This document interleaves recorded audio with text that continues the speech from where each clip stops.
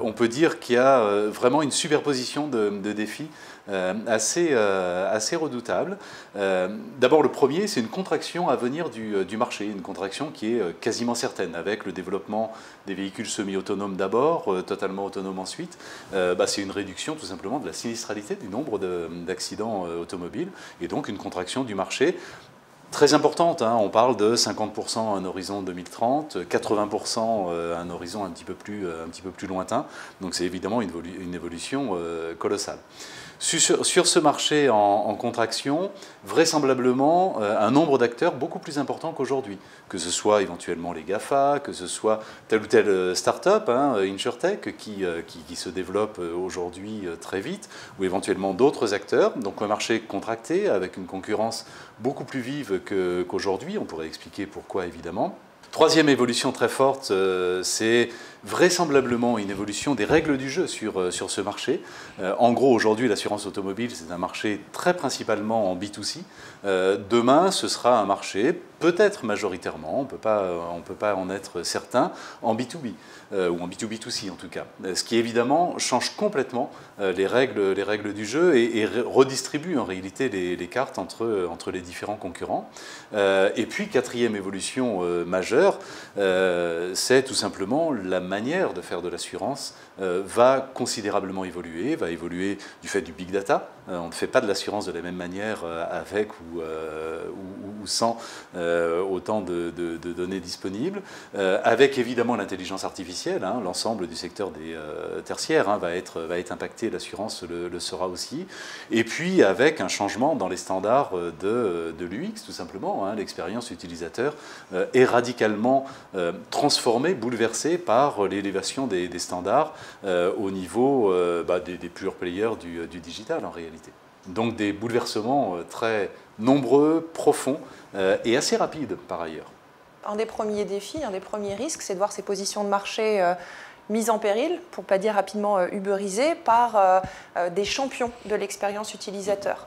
Toutes les startups qui sont issues de l'InsurTech, en réalité, elles inventent un nouveau modèle de distribution des produits d'assurance. Elles n'inventent pas de nouveaux produits d'assurance en tant que tels. La plupart du temps, ils se pluguent au moyen d'API sur des produits d'acteurs traditionnels. Mais en faisant ça, ils se placent en intermédiaire de la relation qu'un acteur traditionnel peut avoir avec son client. Il capture le point de contact et il capture la donnée. Donc vraiment, les standards de l'UX vont être un vrai sujet.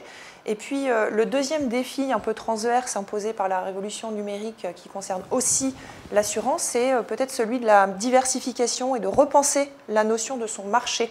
Ce que je veux dire par là, c'est que le numérique abaisse les frontières à l'entrée et tend à effacer un peu les frontières entre les différents marchés. Donc les entreprises en réalité qui vont tirer leur épingle du jeu sont celles qui vont penser leur mission utilisateur et suivre leurs clients, j'ai envie de dire presque quel que soit le secteur, pour répondre et pour réaliser cette mission-là. Donc dans le cas de Maïf, par exemple, qui veut, si je ne m'abuse, rendre capable pour rendre possible, ça pourrait vouloir dire remonter beaucoup plus en amont dans le cycle de vie de ses clients et puis rentrer sur le marché de la formation, par exemple.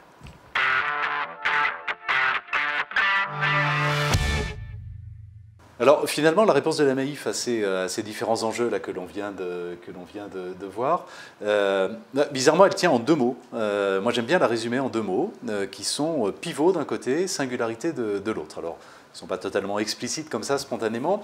Pivot est peut-être le terme le plus explicite. Pivot, c'est quoi? C'est faire pivoter l'entreprise, tout simplement, hein, pour lui faire prendre à la fois le plus vite possible et le mieux possible le virage du digital. C'est à la fois le pivot sur notre cœur de métier. Comment on intègre à la fois la question du big data, l'intelligence artificielle, les standards de l'UX qui évoluent. Comment on intègre tout ça dans notre métier pour être, si ce n'est les champions sur chacun de ces domaines, du moins être en tête de peloton, parce qu'on ne peut pas se permettre d'être distancé. Et puis le pivot, c'est aussi faire pivoter l'entreprise pour qu'elle adresse demain de nouvelles activités. On va se faire ubériser finalement hein, sur notre cœur d'activité. Je pense que c'est aussi l'opportunité nous-mêmes d'être disrupteurs sur d'autres activités. On a par exemple en 2016 lancé un agrégateur bancaire. Clairement, c'est une manière aujourd'hui d'aborder les sujets financiers et bancaires complètement en rupture par rapport aux offres des banques traditionnelles. Je pense que sur un certain nombre de domaines, le domaine bancaire hier, demain peut-être la formation, peut-être d'autres sujets, nous pourrons être à notre tour disrupteurs et donc élargir complètement notre panel d'activités. Et puis le deuxième terme, c'est le terme de singularité. En réalité, la question qui va se poser demain, c'est une offre qui va être extrêmement diversifiée. Quand un ménage français, pour assurer sa voiture ou son habitation, aura le choix entre Google, une start-up, la Maïf, un constructeur automobile ou que sais-je, la question c'est qu'est-ce qui fait que le ménage français choisira la Maïf ?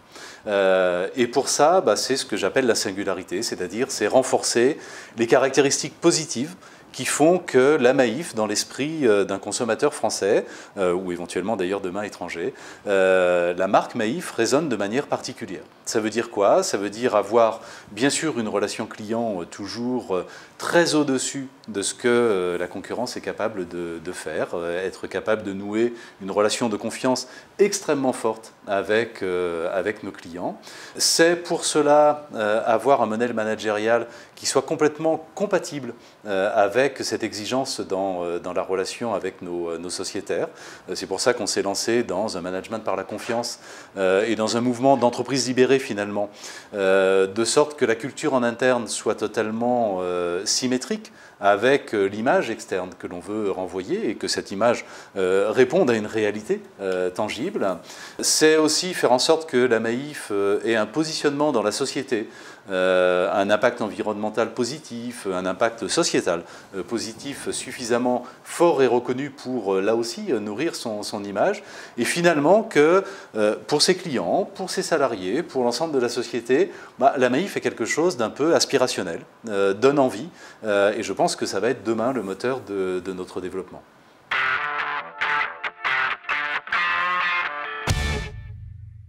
La Maïf a choisi, a fait confiance à Faber Novel Innovate pour l'aider sur la refonte de son expérience sociétaire. On a commencé, et le travail de nos designers a été fondamental de ce point de vue-là, par l'écoute, l'observation des utilisateurs pour bien détecter, bien comprendre leurs usages et leurs besoins.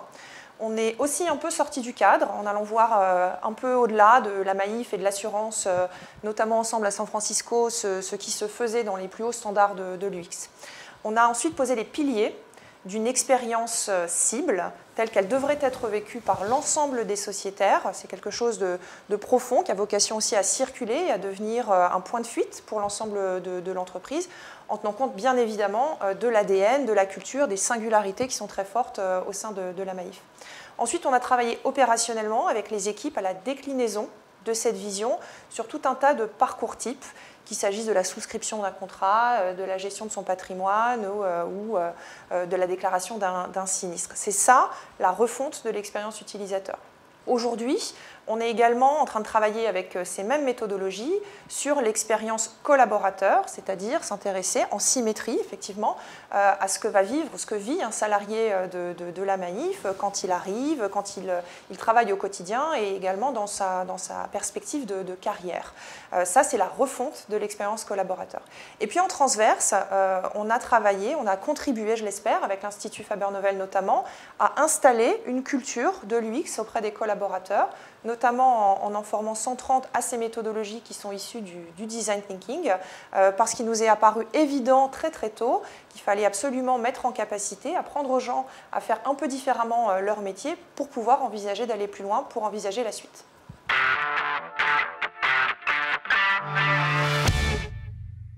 Au fond, moi, s'il y a un seul point sur lequel je devais focaliser, c'est précisément celui de la culture. Moi, je crois beaucoup que les choses vont se jouer sur la dimension culturelle, à la fois culture du digital. On a monté d'ailleurs en interne une académie digitale parce que je crois beaucoup à la nécessité de la diffusion de cette culture digitale dans l'entreprise. C'est important d'avoir finalement cette nouvelle manière de penser et de la généraliser. Et puis évidemment culture de l'UX. Alors il y a à la Maïf de manière traditionnelle une forte culture de la relation sociétaire. Je crois qu'il faut dépasser ce stade simplement de la relation sociétaire, de l'excellence de la relation sociétaire, pour aller vers une véritable culture de l'UX. Et ça passe aussi d'ailleurs par la culture en interne de l'entreprise, c'est-à-dire tout simplement les modes de relation finalement à l'intérieur de l'entreprise et les modes managériaux, le style managérial au fond de l'entreprise, qui pour moi doit être complètement symétrique, complètement identique à ce que l'on souhaite insuffler dans la relation avec nos sociétaires, d'où un chantier très vaste de management par la confiance, dont on sent bien que c'est un chantier profondément culturel. Donc je crois que cet aspect culturel est complètement central dans la suite.